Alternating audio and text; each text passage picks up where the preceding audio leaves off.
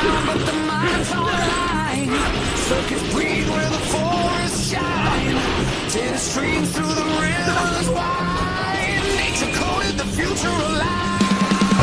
Misses the J after tricking the D with the nifty pass. Oh, and there's the alley-oop.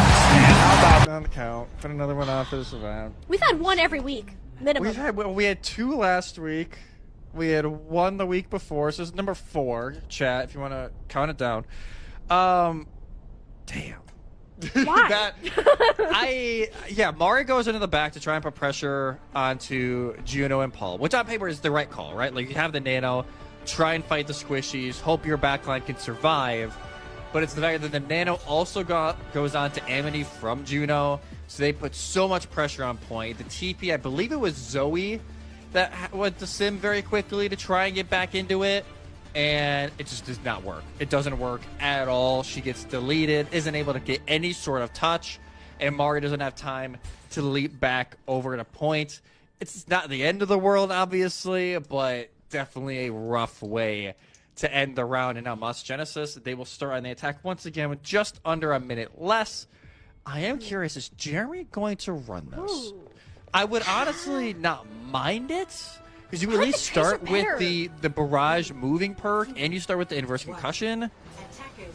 But it's risky against Kuna and Proto. I don't know. Maybe just for this first part, and you match the traces. Yeah. Okay, so it's just for a couple of shots, kind of knowing that EXO SAKURA positioned up on this top ropes and just jumped Amity as soon as she thought about going that direction. Mind you, Kuna is still on the Cassidy. I thought there was a chance that they would stay on the Widow, especially after the late swap, because the last time we saw MOTS Genesis attack here, it was Paul to get the first pick. And I mean, I'm a genius. We just saw into the future there. We knew Paul was going to hit the shot eventually. They'll open the doors wide open for MOTS Genesis, and I mean, this is just where it starts. Yeah, this all where it starts again. Paul, with the opening pick, sets up everything for their team, and now they do lose Amity, though. She will not be back until at least OT. Now you gotta play super passive if you're MOTS Genesis. Does Paul live here? Oh no, Zoe! I don't She's on the think hunt! so. No, to the healing. It forces the recall out. Someone's gonna have to touch the payload. Yeah, okay, Jeremy is back. The touch is guaranteed, but this is not an ideal position for MOTS Genesis to have to fight on the low ground up towards the height. It's on to Paul.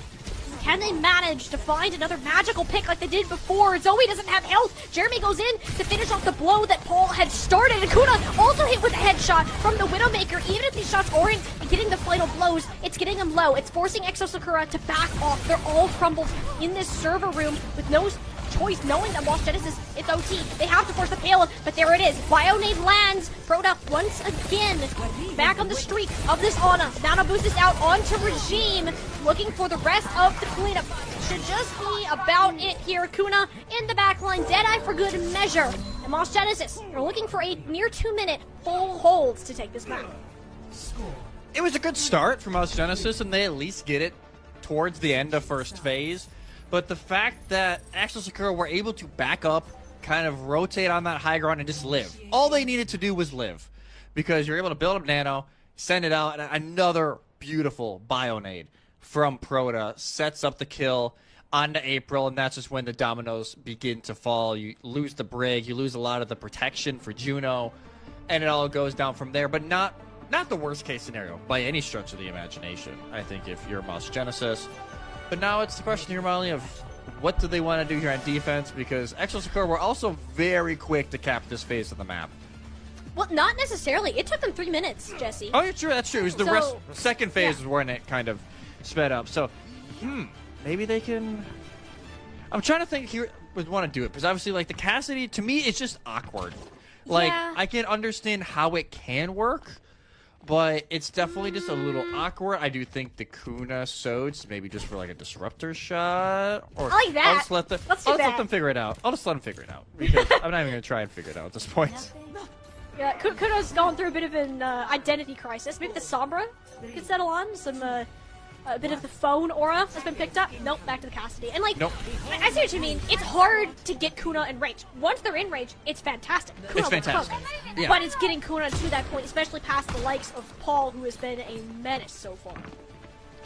Yeah, now you gotta watch it for Paul. Like, you have to have full respect for this Widow, because that's why this attack went awry the first time around, and already a Bionade on Namari. That'll force her to play a little bit safe. Proto, that is a very dangerous game to play. I can feel like the aura, the Proto aura, like they're just so confident with how they've been doing on this map. They're like, you know what, I can do anything, even peak ball on Widowmaker, and it's true. Proto didn't die. All was well. Extra Sakura, though, and spent this time forcing the payload. They say, alright, we can't match Paul on this high ground, so we're just going to force Paul to drop right where Zoe was waiting. Even bigger factor that he's going to end up living, and Mori didn't just go ahead and assault where these supports have been setting up this whole time. Unfortunately, that is not a battle she should be fighting alone and will lose her life for it. Sakura down to less than a minute now to get this payload moving, and you got to think a reset should be in order at this point.